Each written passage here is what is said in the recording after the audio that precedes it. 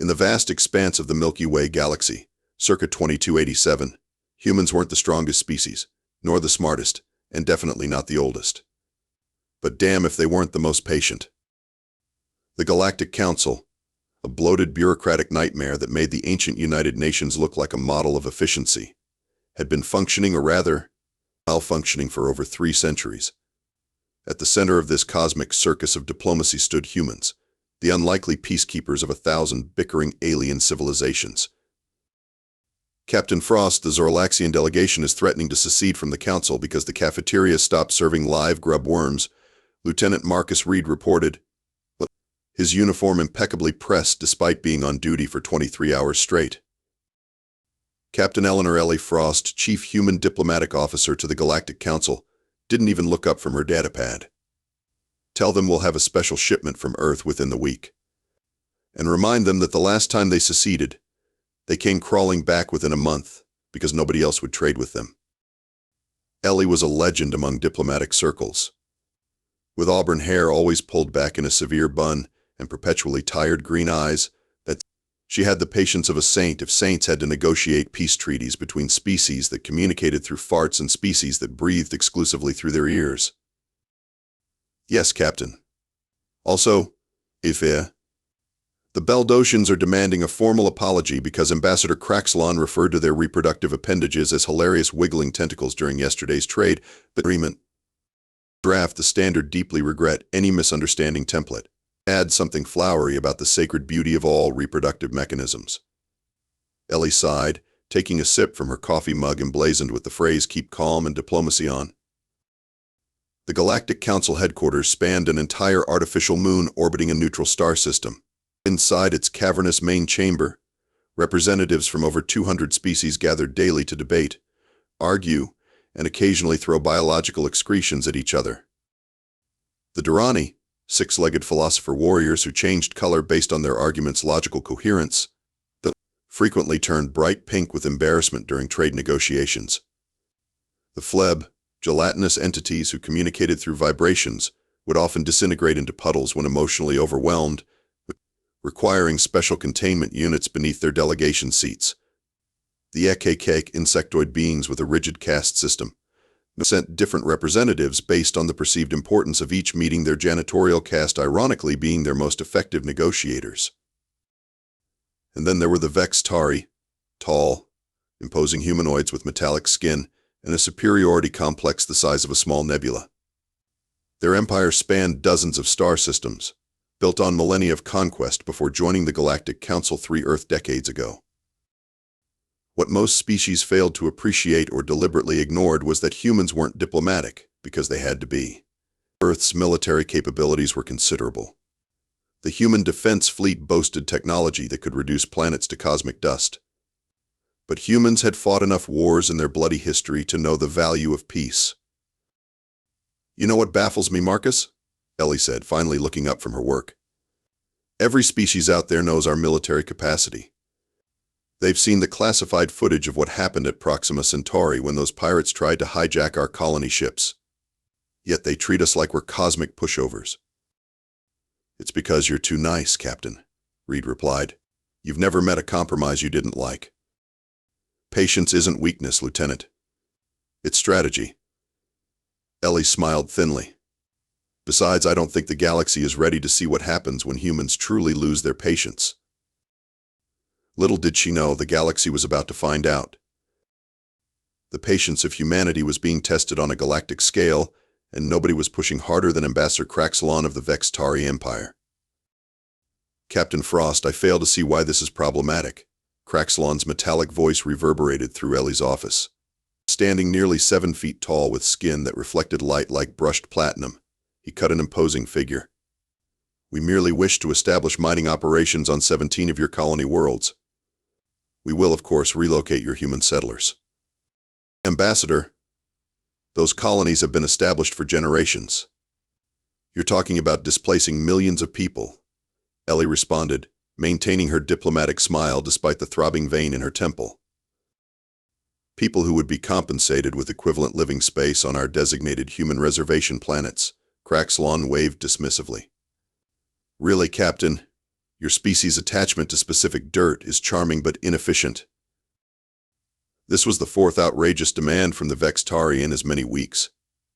Last month, they demanded exclusive rights to Earth's oceans for scientific sampling, which their documentation revealed would involve draining roughly 30% of the Pacific.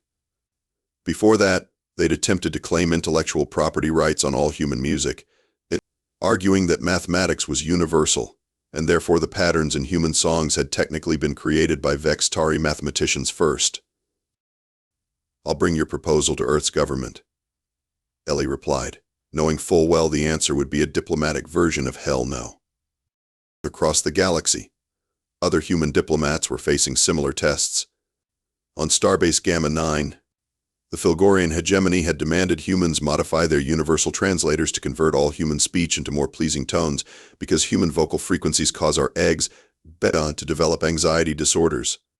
The request came with detailed diagrams for surgical modification of human vocal cords. The Che-Rika communion had banned humans from wearing the color blue in their territory, claiming cultural appropriation of their skin tone despite the fact that not a single Che-Rika was actually blue. They were primarily mauve. Every day brought new and increasingly bizarre demands. The Zorlaxians wanted humans to apologize for the concept of vegetarianism.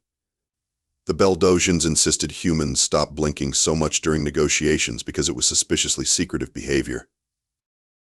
Lieutenant Reed maintained a digital catalog he called the Nonsense Archives, which had grown to over 12,000 entries. "They're testing us," Admiral Reginald Pike of Earth's Diplomatic Security Force told Ellie during their weekly briefing. "Each absurd demand is a probe to see how far they can push before we push back." "I know," Ellie sighed, "but pushing back isn't always the answer." "Sometimes it is," Pike replied. "Even my patience has limits, Captain." The final straw came during an emergency session of the Galactic Council. The Vex'Tari had called for a vote on Resolution 47392B, innocuously titled Optimization of Interspecies Cultural Exchange. Buried in subsection 29C, paragraph 174, was a clause granting the Vex'Tari the right to sample and preserve human genetic material up to and including harvesting organs from living subjects without consent for scientific and cultural appreciation. As Ellie read the clause, her legendary composure finally cracked. Her coffee mug shattered in her grip, hot liquid splashing across the pristine council chamber floor. "Captain Frost, is something amiss?" Craxlon inquired, his metallic lips forming what passed for a Vex'Tari smile. "I believe," Ellie said, her voice unnaturally calm, "that humanity needs to reconsider its position within the Galactic Council." Craxlon's smile widened. "Does this mean humans will be withdrawing their objections to our reasonable proposals?" "No, Ambassador. It means we may be withdrawing something else entirely." As Ellie walked out of the council chamber, leaving stunned silence in her wake, she tapped her communicator. "Lieutenant Reed, contact Earth. Coordinate with all human diplomats across council space. Code phrase, enough already." The galaxy had no idea what it had just unleashed. 72 hours later, in a secure conference room aboard the Earth Military Command Station orbiting Jupiter, 37 of humanity's top diplomats and military leaders gathered for an emergency summit. The room hummed with tension and, unusually for such gatherings, a distinct lack of patience. "Ladies, gentlemen, and non-binary distinguished colleagues," began Prime Minister Okafor of the Earth Alliance. "For the first time in the 76 years since joining the Galactic Council, we are invoking Protocol 86 Delta. In layman's terms, we're officially out of dams to give." A cheer erupted from the military side of the table. The diplomats looked more reserved but noticeably relieved. Captain Ellie Frost sat at the center of the diplomatic delegation.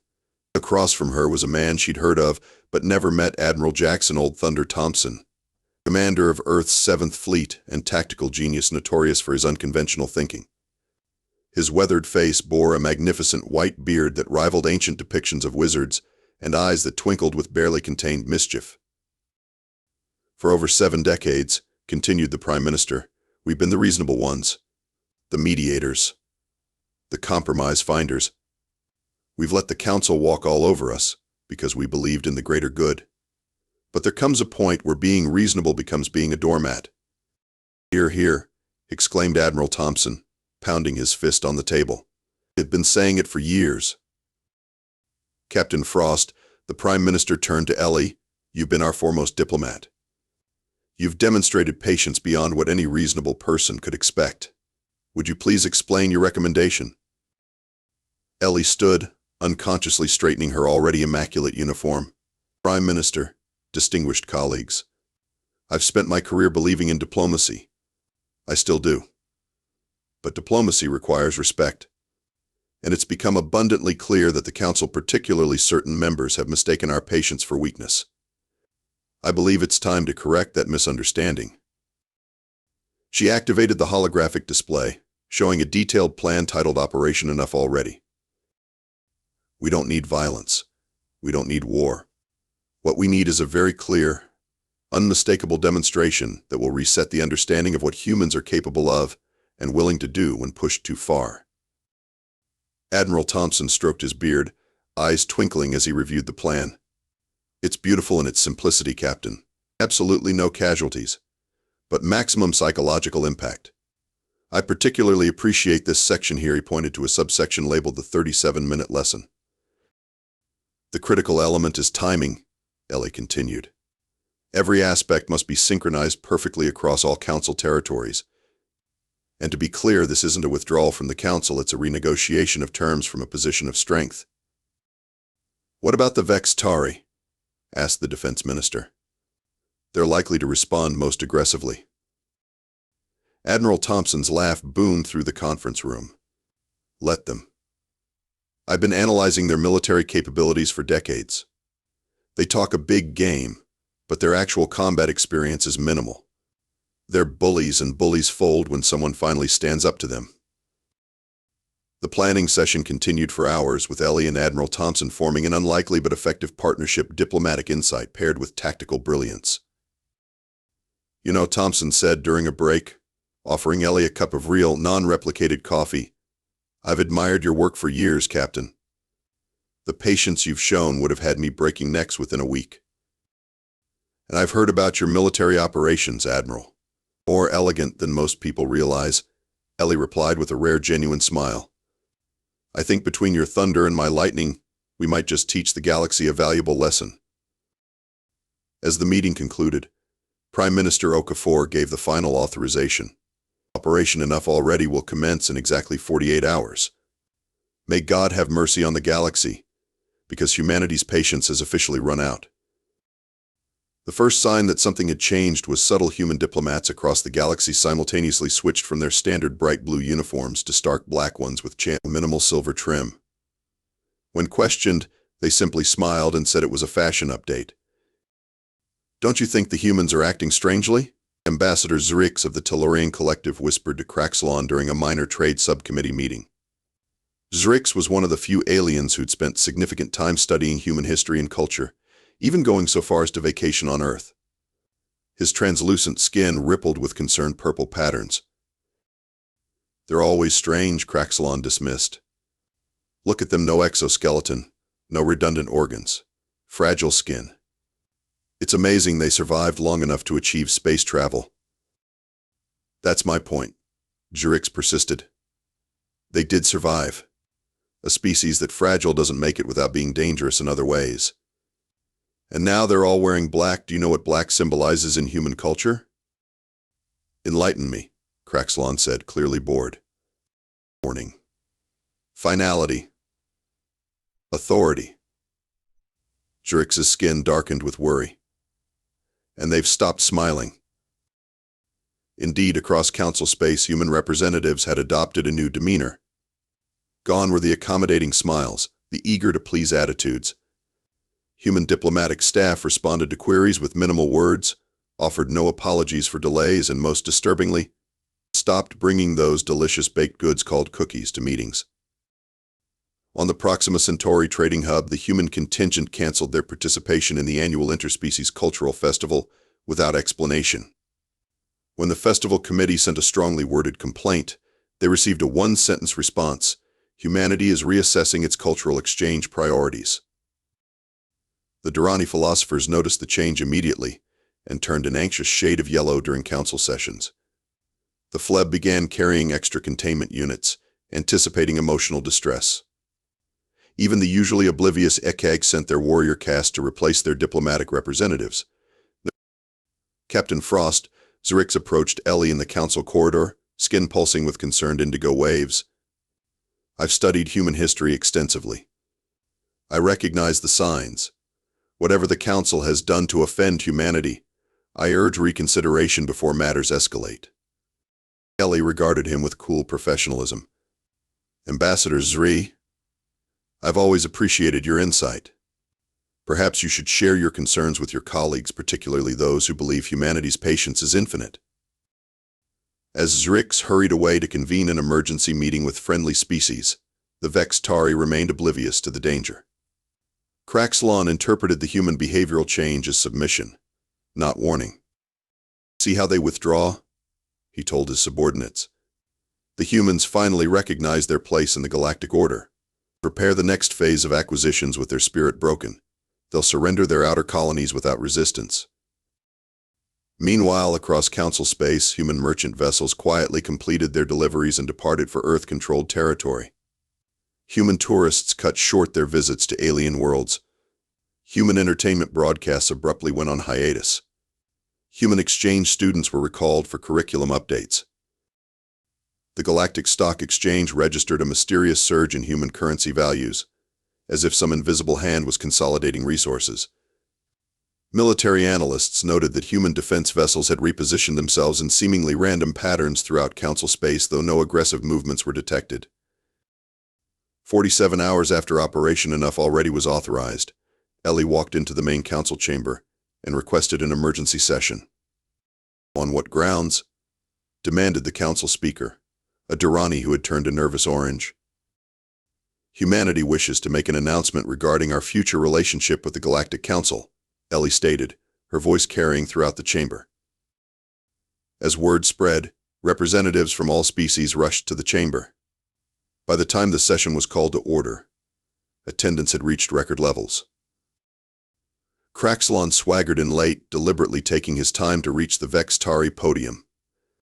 What theatrics have the humans prepared for us today? He asked loudly, drawing sycophantic laughter from his allies. Ellie stood at the human podium, looking unusually serene. She checked her timepiece and tapped her communicator once. The announcement will begin in exactly 3 minutes, she said. I suggest everyone pay close attention. At precisely 1,400 hours Galactic Standard Time, every communication device, display screen, and holographic projector across council space simultaneously activated, overriding all security protocols.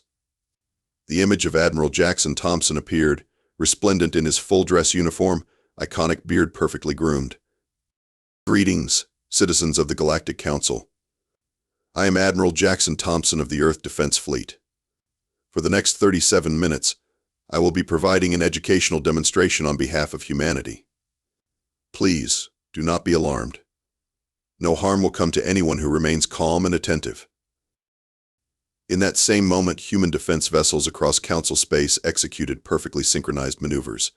Each ship activated previously concealed weapon systems but did not fire. They simply appeared.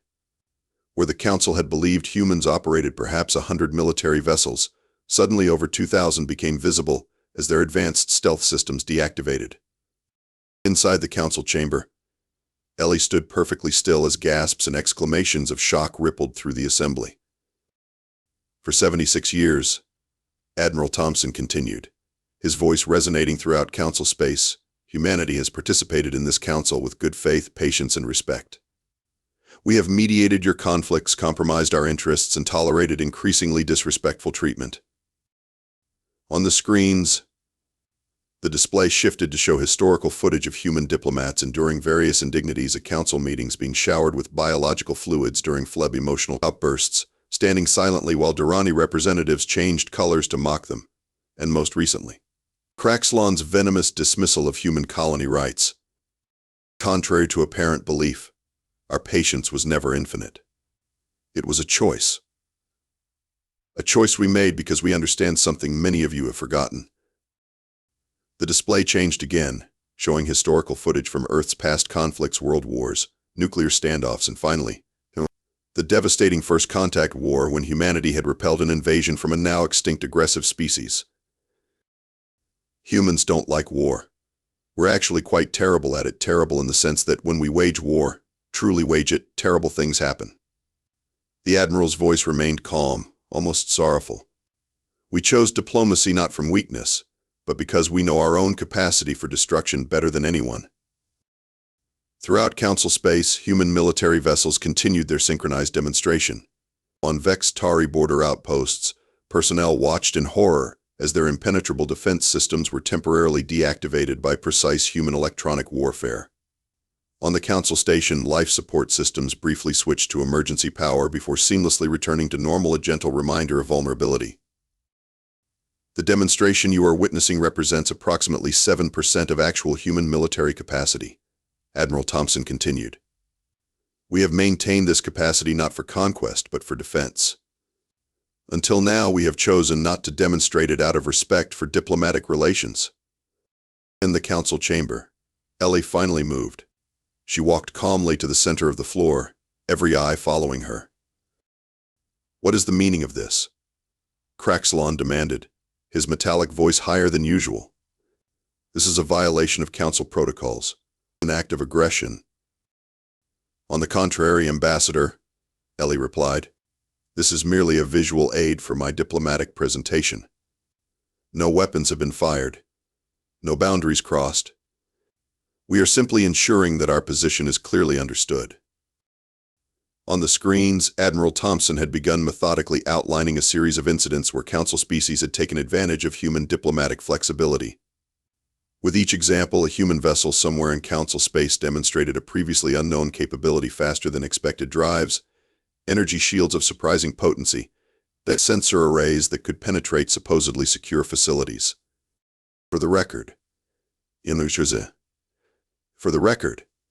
Thompson said as the demonstration approached its climax, humanity remains committed to peaceful relations with all species.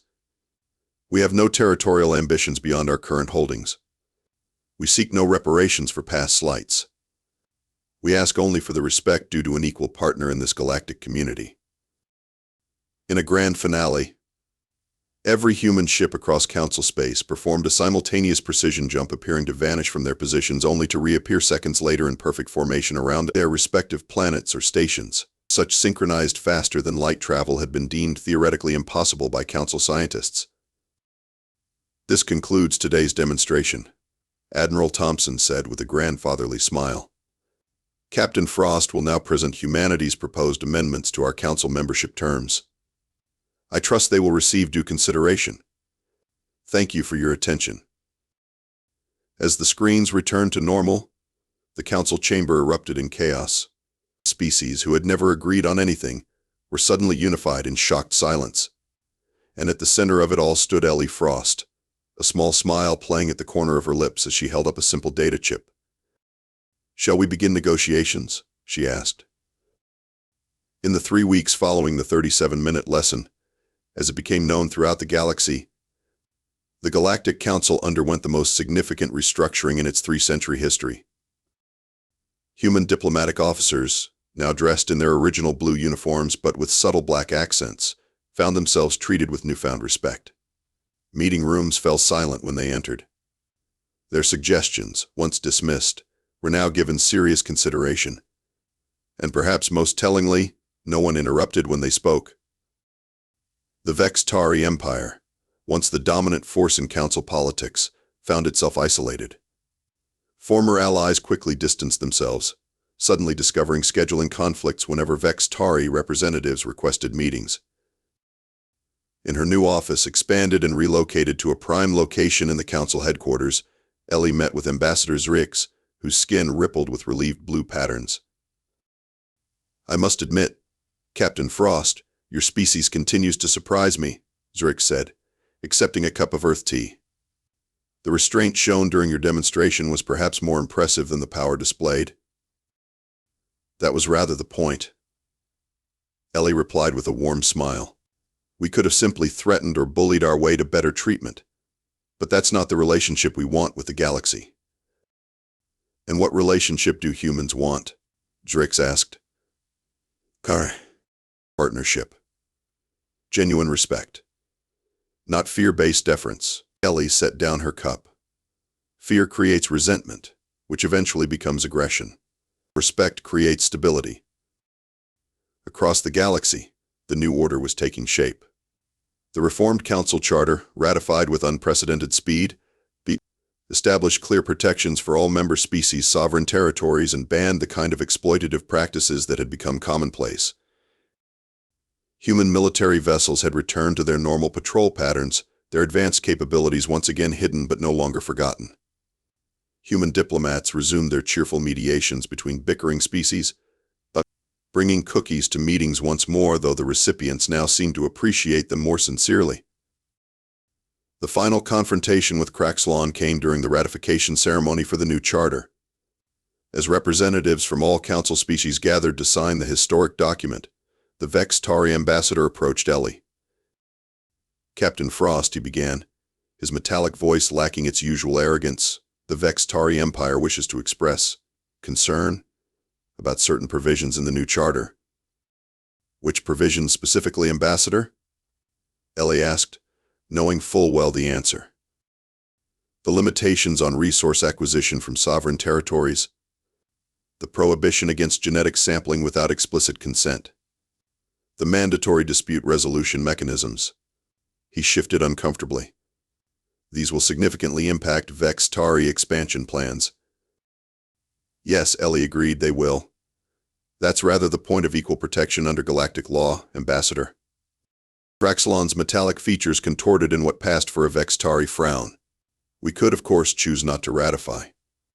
The Vex'Tari Empire existed before the Council. We could exist outside it." Admiral Thompson, who had been standing nearby, joined the conversation. "You certainly could, Ambassador. And we would respect your sovereign decision.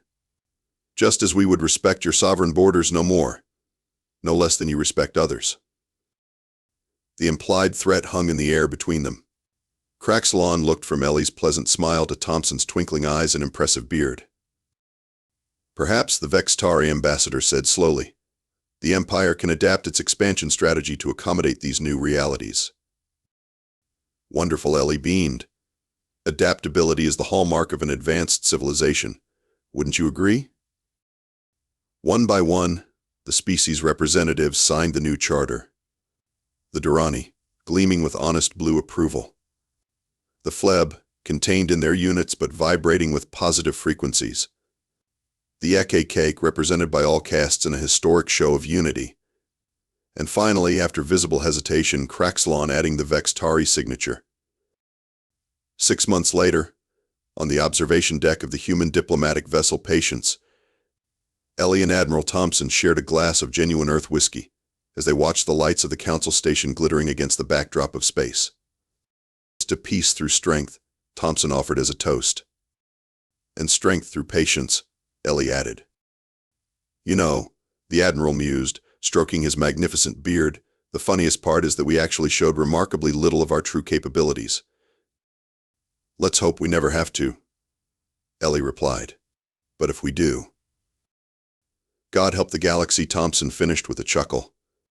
Across council space, a new saying began to circulate among diplomatic circles, whispered with a mixture of respect and healthy caution. "But never mistake the patience of humans for weakness, for no species will ever forget the moment when humans finally lost their patience." The galaxy had learned its lesson, and humanity, true to form, had forgiven but not forgotten.